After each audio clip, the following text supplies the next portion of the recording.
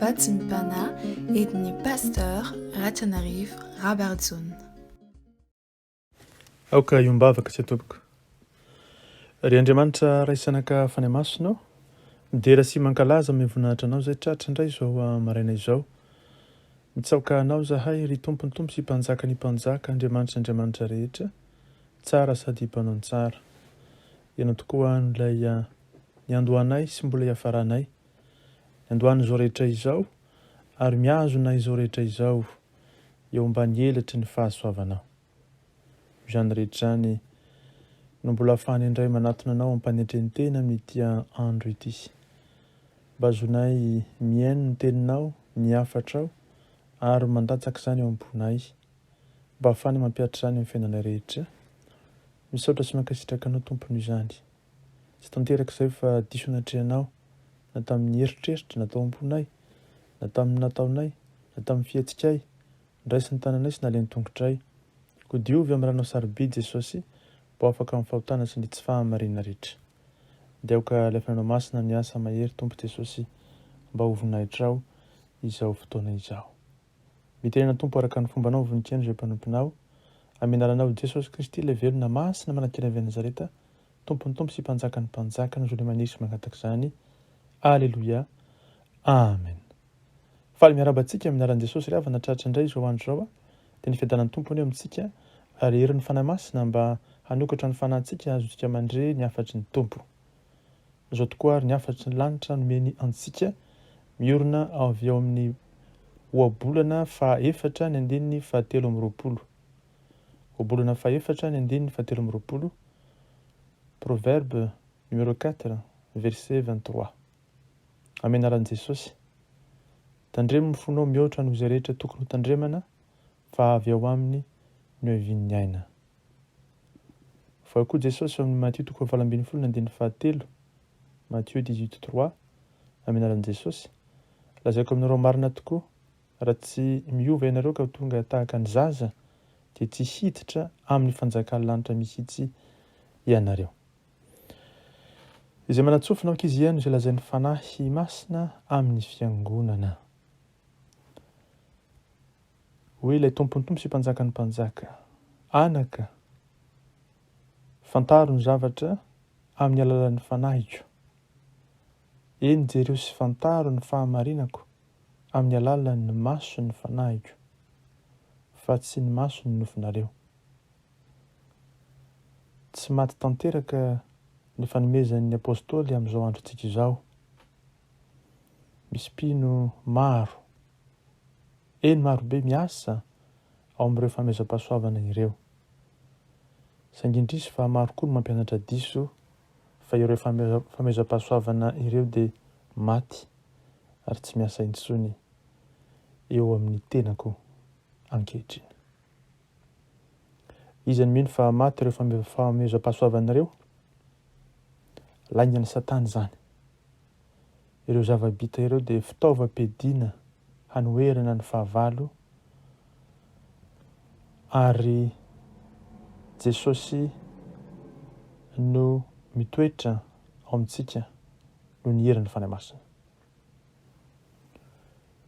Ny sasany amin'ireo izay mandeha amin'ny fanomezana avy amin'ny tompo aza dia tsy tena mahafantatra ahy ho Jesosy, ary tsy mahita ahy amin'ny mason'ny fanahiko masina. Tsaroa fa tena misy ny fanomezako, ary maro kokoa no hahita izany, raha tsy hoe ela dia hiasa amin'ny fanomezako amin'ny ambaratonga ambony kokoa izy ireo. Aza avela ary hamafy fisalasalana ao an-tsainareo ny fahavalo ro zanako. Asehoko amin'ny ondriko keliko izay manana ny fanahy masina, ireo zava-baovao izay omeny ny fanahy masina azy ireo amin'izao andro faran'izao. Ireo fahaiza manao mihoatra ny ara-boajanahary izay nokendren'ny tsy finoana dia atolotra indray ho an'ireo izay manana saina misokatra sy manana fahalalana fo misokatra. Noho izany sokafo ny fonao, andraisanao ny tenin'ny Tompo voarakitra ao amin'ny Baiboly sy omeny mivantana amintsika. Hampiasa na iza na iza ankehitriny ny fahavalo hamelony ny ondriko hoy Jesosy. Mamely mafy anareo amin'izao amin'ny laingana izy. Anaka, rehefa miteny hoe ny vono no ahafantaranareo azy, fahamarinana fototra izany. Raha mahita olona tsy manao zavatra noho ny fitiavana ianareo, fa mampiseho fanameloana sy fanamavona, dia tsy miasa ao amin'ny fanahiko masina izy ireo. Eto ambavaka izany fa aza velam-boly fisalasalana momba ny mahay anao ato amiko. Ny sasany amin'ireo zanako izay notokisanao sy ny tianareo dia hanomboka ho lavy amin'ireo tetika mamitaka ataon'ny fahavalo. Tsy asa amin'ny fitiavana izy ireo fa iorona mafy amin'ny fampianaran-diso nataon'olombelona fotom-pampianarana izay miorona amin'ny fisaratsarana. Izarazara ianareo noho izany, kanefa ilaina izany amin'izao vanim-potoana misy anao izao. Izao ny tsarovy, raha tsy miala sasatra eo an-tongotro ianao ka manatonato ny zaza nona miandry ny fenoana ny fanahiko, dia voafitaka ny olona maro foana ianao. Izy ireo masy dia hampiasa ny teniko, ny soratra masina, ka handrovotra azy ireo hiala amin'ny teny manodidina ary hanodikodina azy mba hanamporofona fa marina. Saingy izao ny tsarovy, tsy matohitra ny fanahiko masina izay ao anatinareo izy. Raha tsy mahita fitiavana mirotsaka amin'ny olona iray ianao, dia akombony ny sofinao. Izany no midika fa isika rehefa mandre teny, toriteny, hafatra, aoka hamantatra amin'ny alalan'ny fanahy masina isika, na avy amin'Andriamanitra izany na tsy avy amin'Andriamanitra. Ny hafantarana azy dia izao, misy fitiavana mirotsaka ve ao amin'ilay olona izay miteny, fa raha tsy misy izany dia aza mihaino. Hoy Jesosy manohy azy, izaho dia fitiavana amin'ny fototra ary ambony zavatra rehetra izany. Ireo izay mampirisika ny ady sy ny fisaratsarana, ary ny sasany amin'ireo dia zanako, dia hita ny fahadisoan'ny lalany amin'ny farany. Fa ianao kosa mitoera tsara amin'ny fitiavana. Raha tsy mandray ianareo, mihaino ary aoka hijery amin'ny alalan'ny fanahiko masina izay ao anatinareo. Dia tsy maharenina sy jamba intsony ianareo, satria misy tokoa ny mamidi-doza ho an'ny ondriko, hoy Jesosy. Mankanesa amiko izao ankehitriny izao, mipetraha ary miala sasatra ho tongotro ny Tompo. Angatao ny fonenan'ny fanahiko ao anatinao mba hamenanao ka ho tondraka sy ho tretrika ianao. Esorina fanahy masina ny fisalasalana ao am-ponao.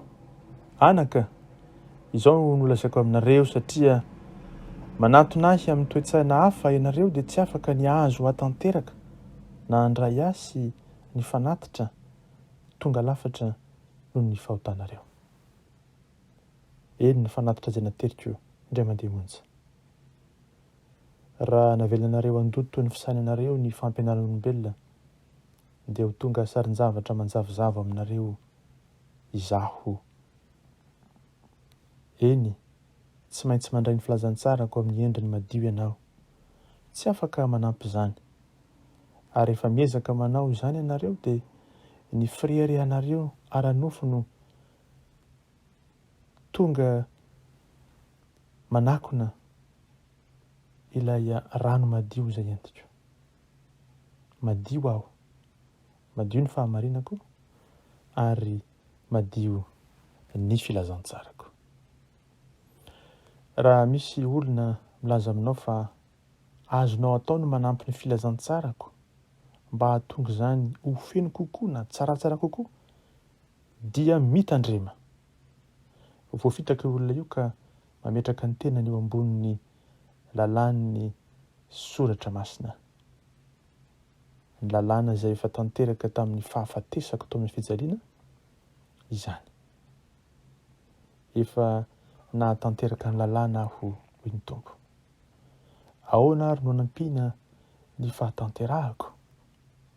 Ny andro sisa tavela dia ny fanamasinana ny tsirairay izay manomboka rehefa mandray ny fanomezako ny famonjena, ary amin'izany ny fahamarinako sy ny heriko no mirotsaka. Mba ho hita ho aminy tsy amin'ny fahamarinako izay avy amin'ny lalàna, hoy ny voasoratra, fa amin'izay avy amin'ny finoana any Kristy, dia ny fahamarinana izay avy amin'Andriamanitra sy miorina amin'ny finoana. Fa satria ho amin'ny fahafahana no nahafahan'i Kristy antsika, hoy ny soratra masina, ka aoka isika hiazona izany fahafahana izany, ka tsy hametraka ny tenantsika intsony eo ambanin'ny fanadihozana sy ny zioga rehetra. Fa tsy zanak'izao tontolo izao ianareo, fa natsangana ara-dalàna ao amin'ny fianakaviany ny avo indrindra amin'ny fotoana nandraisanao ny fanomezako hoy Jesosy. Ny famonjenao amin'ny fanahinao izany. Saingy indrisy fa maro izay itokinao sy tianao niala tamin'ny fahamarinako ankehitriny, ary dia manana riaria izy ireo izay manarona ny fahitany ny filazantsara ny fahamarinana. Madio sady tsotra. Aza tezitra aminy fa mivavao azy ary tiavo hatrany izy, fa ny zavatra rehetra dia ho tonga araka izay fantatro hatramin'ny voalohany hoy Jesosy. Jesosy tiantsika manambara izany, manao siny amin'ny rano sarobidy. Jesosy avy any Nazareta, Tompony Tompo sy Mpanjaka ny mpanjaka. Amen. Vavaka isika. Saotra Jesosy ny amin'ny hafatrao, mankasitraka noho ny fanomezanao ny fanamasina. Ampianaro izay hitoetra mandrakariva tongotrao, handray ny fialan-tsasatra, ary koa ho vonona ho fenoina amin'ny fanamasina. Tsy feno zahay, ary tsy nitsinona raha tafasaraka aminao tokoa. Aokary haneritena ambanin'ny tanamerinao zahay, ka handray ilay fanenao masina, hatsiaro tokoa tahaka ny zazanao na ho ianao miandry ho fenoina ny fanamasina. Mindrafo aminay noho ny frera anay, ambelany elokay noho ny anaovanay ny tenanay ho zavatra. Mindrafo aminay Jesosy noho izay rehetra fiheveran'ny tena ho zavatra manoloananao, ary ny koa mitady ny hameno sanatria ny filazantsaranao izay efa tanteraka, madio, tsotra, mahitsy, manambara ny fahamarinana avy eo amin'ny lapan'ny voninahitran'Andriamanitra iray. Mankasitraka noho izany Jesosy, ny rano sarobidiny andrakotry ny mandrakariva, dia ilay fanenao masina taradalana anay mba ho voninahitra ao ny fiainanay manontolo. Amin'ny anaranao masina sy manan-kira avy any Nazareta, ilay Tompony Tompo sy Mpanjaka ny mpanjaka, noho izay manisy mangataka izany vavaka izany. Fa amin'ny kosa ny tsodranao dia ny fahasoavanao Jesosy Kristy, ny fitiavanao Andriamanitra iray, ny hery ary koa ny fampiraisana avy amin'ny fanahy masina. Misaotra Jesosy manalo. Aleluia. Amen.